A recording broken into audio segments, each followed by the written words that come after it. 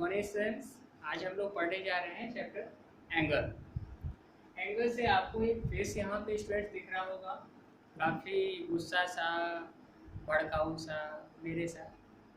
तो ये चैप्टर हम लोग पढ़ने जा रहे हैं एंगर। स्टूडेंट्स, आज की डेट में अगर हम लिटरेचर पढ़ने की कोशिश करते हैं तो इंग्लिश लिटरेचर से हमको अपनी लाइफ को आगे किस तरह से जीना है, आगे हम लोग के रास्ते में कौन कौन सी परेशानी आने वाली है, इन सभी को लेके जो राइटर होते हैं, जो पोएट्स होते हैं, अपने पूरे लाइफ का एक्सपीरियंस पोएम्स के थ्रू हमारे सामने शेयर करते हैं। तो यहाँ पे हमारे सामने है ये पोएम एंगर, जो कि क्लास 10th में है। एंगर का मतलब आप सभी जानते हैं, एंगर मीन्स टू से क्रोध, गुस्सा। तो यहाँ पे पोएम का जो कंपोजर है वो अपनी लाइन की शुरुआत ही कर रहा ओ इन द सेंस आप समझ सकते हो, काफी दुख भरा, गुस्से भरा हो सकता है। Oh anger is an ugly thing. Ugly यानी बुरा, बेकार, भद्दा। Oh anger is an ugly thing. Oh गुस्सा कितनी बुरी चीज है। And spoils the fair space It comes like a rainy cloud upon a sunny place। अरे गुस्सा देखो कितनी बुरी चीज है। कोई भी चेहरा कितना भी सुंदर से सुंदर हो, अगर वो गुस्से में हो तो वो चेहरा किसी को भी पसंद नहीं आता।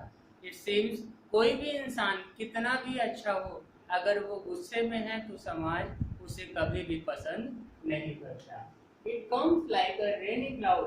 जो गुस्सा है वो बिल्कुल काले घने बादलों की तरह आता है अपॉन अ सनी प्लेस। एक मीठी धूप भरे जगह पे बिल्कुल काले बादलों से भरा हुआ जैसे वातावरण हो जाता है, उस प्रकार से हमारा चेहरा क्रोधान्वित हो जाता है।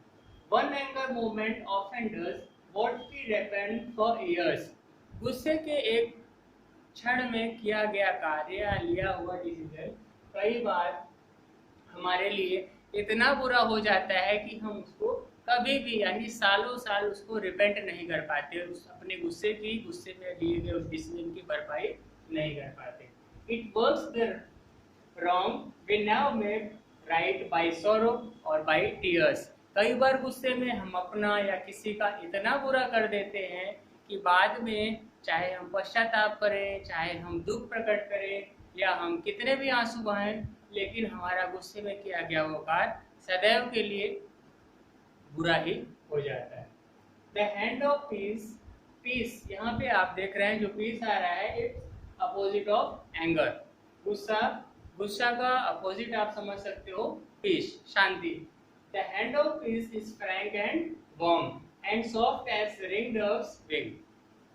जो एक प्रकार से कहा जाए शांति का जो हाथ होता है, मतलब एक शांत चेहरा, एक शांत व्यक्ति जो होता है, इस फ्रैंक एंड वार्म, वो काफी फ्रैंक होता है, काफी उदार होता है, काफी यहाँ पे आप पढ़ सकते हो उदार तपन लिए हुए होता है। शांति का संबंध प्रेम, उदारता और सहृदयता के भावों से है। मतलब शांति की बात जब हम करते हैं तो हमारे अंदर वहाँ पे प्रेम की भावना आती है, स्नेह आता है, उदारता आती है।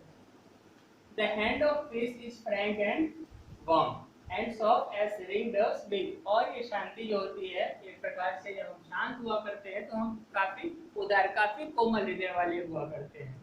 And he who quells on angry thought as greater than a king। And he who quells on angry, और जो व्यक्ति एंगर यानी गुस्से से लड़ने में सक्षम होता है, इज ग्रेटर देन किंग, वह तो राजा से भी महान होता है। राजा भी कई बार गुस्से में गलत डिसीजन ले सकते हैं, लेकिन अगर व्यक्ति गुस्से में डिसीजन लेने के बजाय अपने गुस्से को कंट्रोल करने की कोशिश करता है तो आप कह सकते हो कि वो व्यक्ति राजा से भी महान है, राजा से भी पॉपुलर है, राजा से भी ज्यादा लोग उसको चाहने लगेंगे। एवर रिमेंबर द यूथ्स को हमेशा याद रखना चाहिए। बच्चों, आपको स्टूडेंट्स याद रखना चाहिए, हमें ये याद रखना चाहिए that he who firmly tries to conquer and rule himself is noble, brave and wise। जो व्यक्ति सदैव खुद को जीतने की कोशिश करता है, जो व्यक्ति सर्वशक्तिमान बनने की कोशिश करता है, वो सबसे पहले अपने गुस्से पे ही कंट्रोल करता है, अपने गुस्से पे ही विजय प्राप्त करना चाहता है। और जो व्यक्ति गुस्से पे विजय प्राप्त कर लेता है इज नोबल, वह उच्च होता है, कुलीन होता है, ब्रेव यानी बहादुर होता है, एंड वाइस और काफी बुद्धिमान होता है। तो यहाँ पे हम कह सकते हैं कि एंगर यानी गुस्से को कंट्रोल करने से हमारे अंदर नोबल स्पिरिट आती है, हम उच्च व्यक्ति कहलाते हैं, मजबूत ब्रेव हो जाते हैं, एंड लास्ट थिंग हम काफी बुद्धिमान भी कहे जाते हैं। तो आज के लेक्चर में इतना ही, अगले वीडियो में फिर मिलते हैं। Thank you.